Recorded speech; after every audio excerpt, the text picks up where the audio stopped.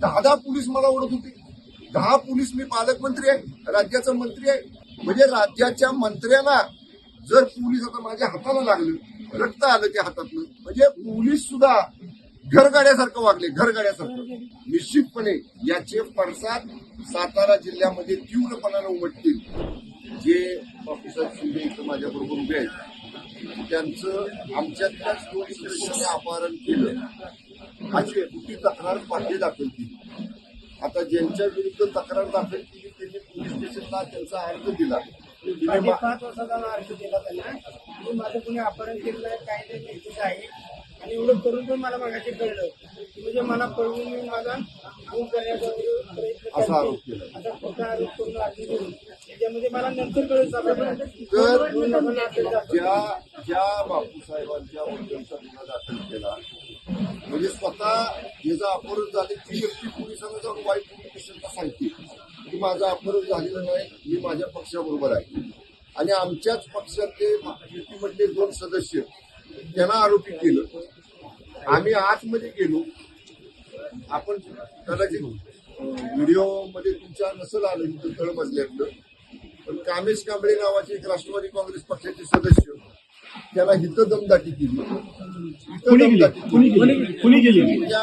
इथल्या मंत्री महोदयांनी शिवेंद्रसिंह राजे भोसलेंनी स्वतः त्याला मी घेऊन आत जात असताना त्याला ओढलं. आता ज्या सदस्यांचा संबंध नाही, अमोल मोहिते नगराध्यक्ष त्यांचा काय या निवडीशी संबंध, ते कसे आत आले. फिरोज पठाण त्यांचा काय संबंध, ते सदस्य नाही, ते कसे आत आले. त्या लोकांनी मी त्यांना धरलं असताना ओढायचा प्रयत्न केला. आमदार मकरंद पाटील साहेब होते, आम्ही होतो. आम्ही त्याला घेऊन आतमध्ये गेलो.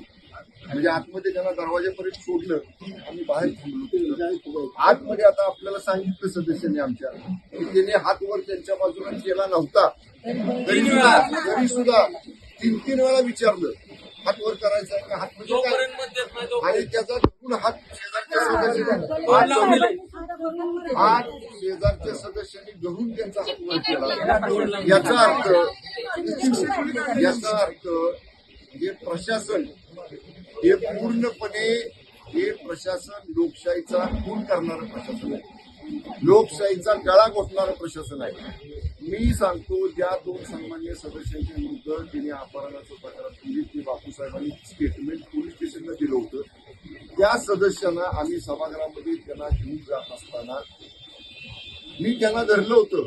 आमच्या मांडवे संदीप मांडवेला 10 पोलीस मला ओढत होते. 10 पोलीस. मी पालकमंत्री आहे, राज्याचा मंत्री आहे.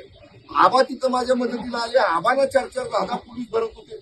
म्हणजे राज्याच्या मंत्र्यांना जर पोलीस आता माझ्या हाताला लागलं, रक्त आलं त्या हातातलं, मी त्याला रुमाल बांधला, हे सगळं होईपर्यंत नंतर पट्टी या ठिकाणी केली. म्हणजे पोलीस सुद्धा घरगाड्यासारखं वागले, घरगाड्यासारखं. ज्यांचं त्यांना भारतीय जनता पक्षाच्या घरगाडीसारखं काम सातारा पोलिसांनी केलेले अत्यंत निंदनीय कृत्य आहे, लोकशाहीचा गळा घोटणारं कृत्य आहे. निश्चितपणे याचे पडसाद सातारा जिल्ह्यामध्ये तीव्रपणाने उमटतील. आणि आम्ही जरी महायुती सरकारमध्ये मंत्री असलो तरी शेवटी आमचे पक्ष आहेत, आमच्या पक्षाचं काम करायचा आम्हाला अधिकार आहे. पक्षाचं काम करताना पोलीस बळाचा वापर केला तिने, पोलीस बळाचा 100 साध्या देशाचा.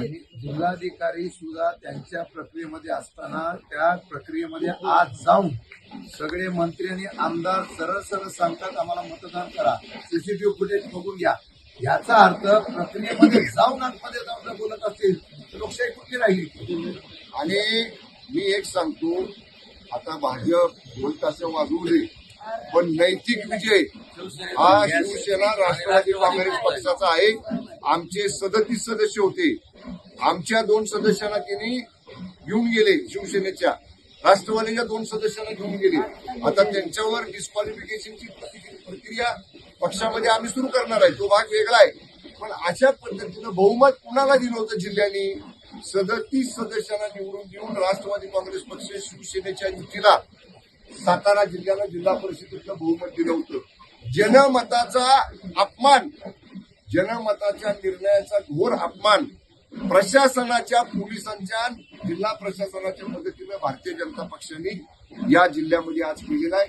ठीक आहे, आता त्याला क्षणिक आनंद मिळेल, पण घोडे मैदान दूर नाही. पुढं खूप मोठ्या मोठ्या निवडणुका येणार आहेत इथलं पुढच्या काळामध्ये. यावेळी मग जी भूमिका शिवसेनेला घ्यायची ती शिवसेना घेईल, जी राष्ट्रवादी काँग्रेस पक्षाला घ्यायची ती राष्ट्रवादी काँग्रेस पक्ष घेईल. पण मी आपल्याला सांगतो, मान्य आबा इथं आहेत, मी आहे, आम्ही दोन्ही मंत्री आहोत. येणाऱ्या मंत्रिमंडळाच्या बैठकीमध्ये हा विषय आम्ही संपूर्ण राज्याच्या मंत्रिमंडळापुढे मांडणार आहोत. मंत्र्यांना जर साधे साताऱ्याचे पोलीस असतील धक्काबुक्की करत असतील, मंत्र्यांना ओढत असतील, मंत्र्यांना 10 पोलीस मागे ढकलत असतील, तर निश्चितपणे हे प्रशासन घरगाड्याचं काम करते. या प्रशासनाचा निश्चितपणे आम्ही तीव्र निषेध करतो आणि जिल्ह्यामध्ये याचे कडक पडसाद आपल्याला उमटतील.